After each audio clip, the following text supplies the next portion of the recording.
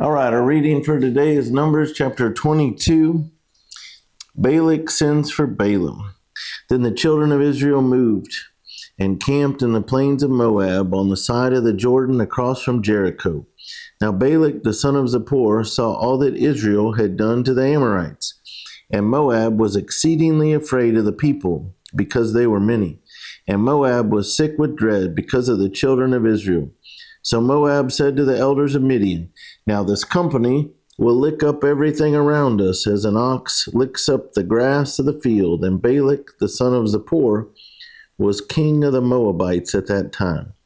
Then he sent messengers to Balaam, the son of Beor, at Pethor, which is near the river, in the land of the sons of his people, to call him, saying, "Look, a people has come from Egypt. See, they cover the face of the earth and are settling next to me." So Balak, king of Moab, is fearful of the Israelites.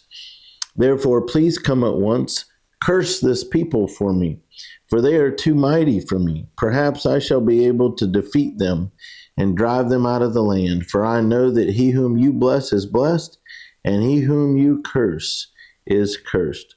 So Balak sends for Balaam to come and put a curse on the children of Israel.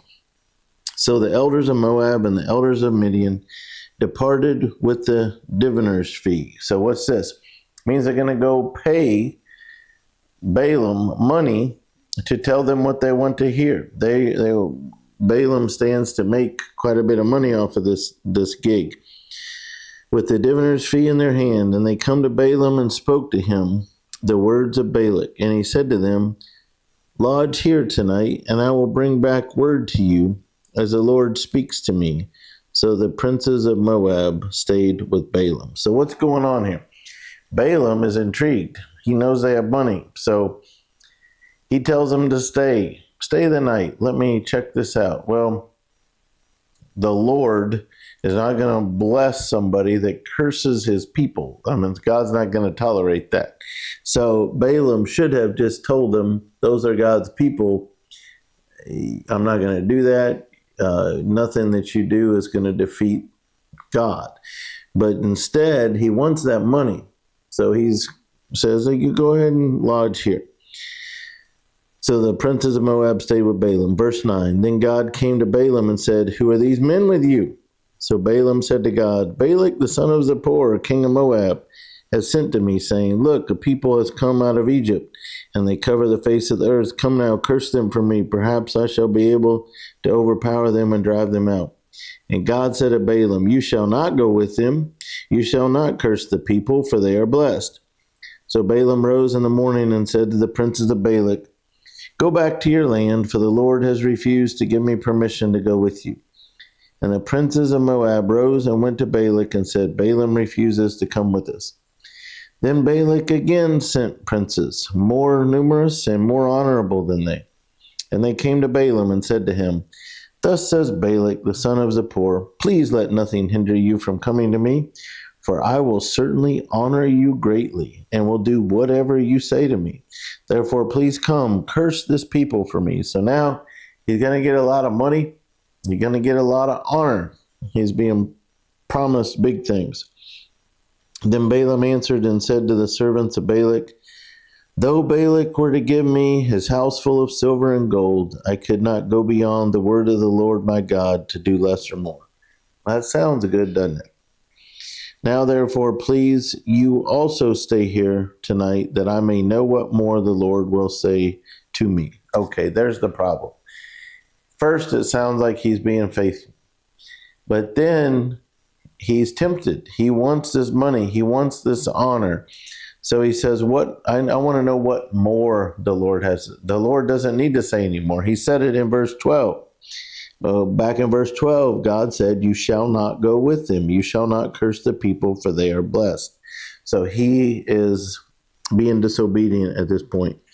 And God came to Balaam at night and said to him, "If the men come to call you, rise and go with them. But only the word which I speak to you, that you shall do." So Balaam rose in the morning, saddled his donkey, and went with the princes of Moab. So it might seem like God is changing his mind, but he's not. The heart of Balaam has been revealed. So God decides, I'm going to teach you a lesson.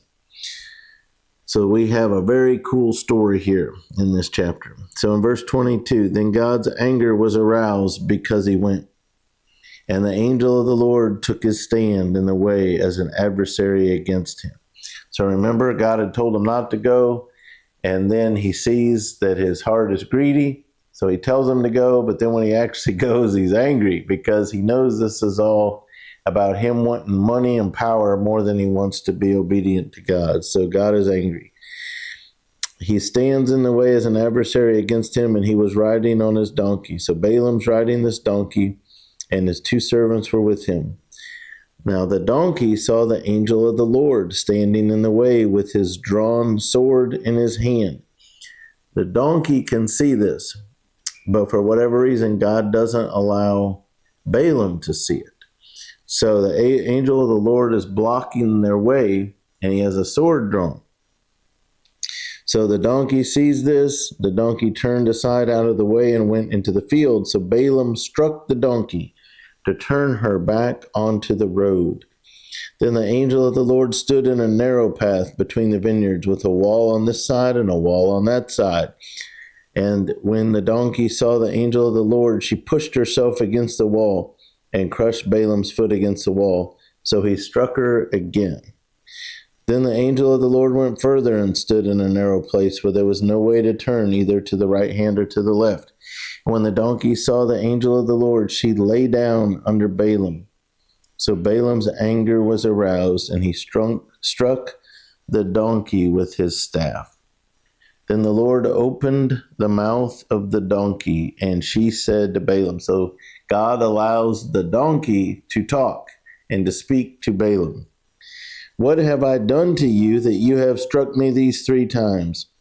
And Balaam said to the donkey, because you have abused me, I wish there were a sword in my hand, for now I will kill you. So this story is serious, but it also has some comical aspects, like Balaam doesn't seem to be surprised that his donkey is speaking to him. So I find that humorous.